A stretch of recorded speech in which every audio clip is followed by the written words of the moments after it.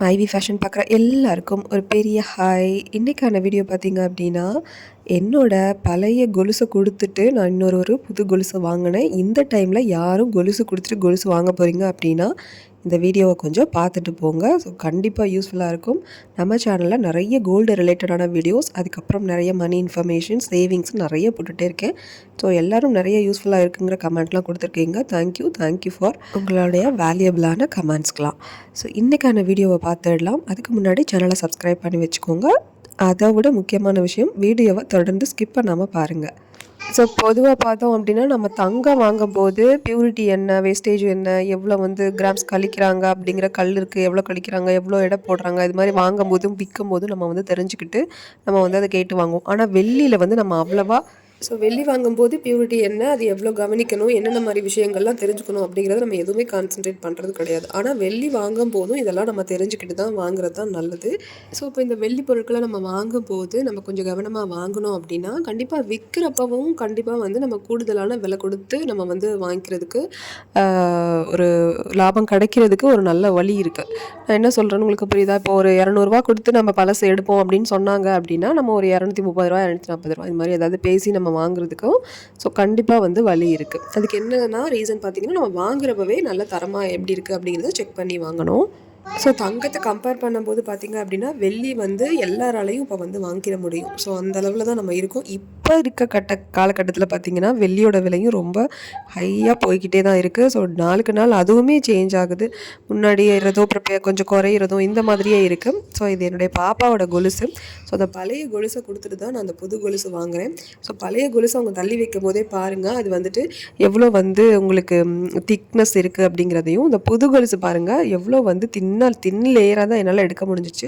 So என்னால் extra amount போட்டு எடுக்கிற கண்டிஷனில் நான் போகலை. இருக்கிறதுக்குள்ளே சேஞ்ச் பண்ணிட்டு வந்துடுவோம் அப்படிங்கிற மைண்ட் செட்டோடு நான் போயிருந்தேன். வெள்ளி பொருட்கள் வாங்கும் போதெல்லாம் நம்ம பார்த்தோம்னா 92.5 நம்ம வாங்கணும். பியூரிட்டி அவ்வளோ பியூரிட்டி இருக்க மாதிரி. இப்போ எப்படி நம்ம கோல்டுக்கு 916 சொல்கிறோமோ அது மாதிரி வெள்ளி பொருட்கள் 92.5 பியூரிட்டி இருக்க மாதிரியே வாங்கினோம் அப்படின்னா நமக்கு கொஞ்சம் பழசு போட்டுட்டு நம்ம புதுசாக எடுக்கும்போது கொஞ்சம் அமௌண்ட் நமக்கு கூட கிடைக்கும். ஸோ இன்றைக்கி நான் வாங்கின ப்ராடக்டில் என்ன மாதிரியான விஷயங்கள் நடந்திருக்கு அப்படிங்கிறத பார்த்திங்க அப்படின்னா, சில்வர் கொலுசு போட்டிருக்காங்க. ஸோ என்ன அப்படின்னா 19.800, அதாவது 800.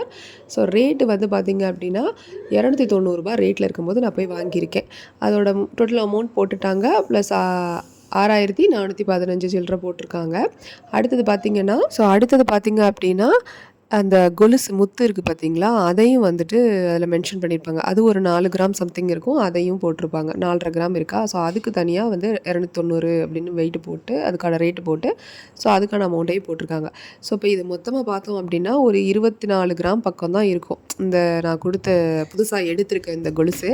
ஆனால் நான் கொடுத்த பழைய கொலுசு எவ்வளோ இருக்கும் அப்படின்னு பார்த்தீங்கன்னா 33,800 மில்லிகிராம். அதில் கழிவு உங்களுக்கு பண்ணிடுவாங்க. அது எப்படியும் பார்த்திங்க அப்படின்னா 3 கிராம் கிட்ட 3 to 3.5 கிராம் கிட்ட உங்களுக்கு கழிவு பண்ணிட்டாங்க. ஸோ அதுக்கான விலை மட்டும் தான் போட்டிருக்காங்க. அது எவ்வளோன்னு பார்த்தீங்கன்னா 6,528 ரூபா போட்டிருக்காங்க. ஸோ இப்போ எனக்கு எவ்வளோ டிஃப்ரென்ஸ் ஆகுதுன்னு பார்த்தீங்கன்னா, ஒரு 10 கிராம் கிட்ட 10 to 10.5 கிராம் கிட்ட எனக்கு கம்மியான கிராம்ஸ் தான் நான் எடுத்திருக்கேன். ஸோ பார்த்தீங்கன்னா ஒரு அப்ராக்சிமேஷன் தான் நான் சொல்கிறேன். ஒரு 10.5 கிராமில் ஒரு 9.5 கிராம் 9 to 10.5 கிராம் எனக்கு கம்மியான கிராம் தான் நான் கொலுசு கையில் வாங்கியிருக்கேன், புது கொலுசு. ஸோ அதுக்கான ரேட்டு பார்த்தீங்க அப்படின்னா ஒரு கிராமுக்கு பழைய கொலுசை எவ்வளோ எடுத்திருக்காங்கன்னா 217 ரூபா சில்லறை தான் எடுத்திருக்காங்க. 290 எங்கே இருக்குது, 217 ரூபா எங்கே இருக்குது.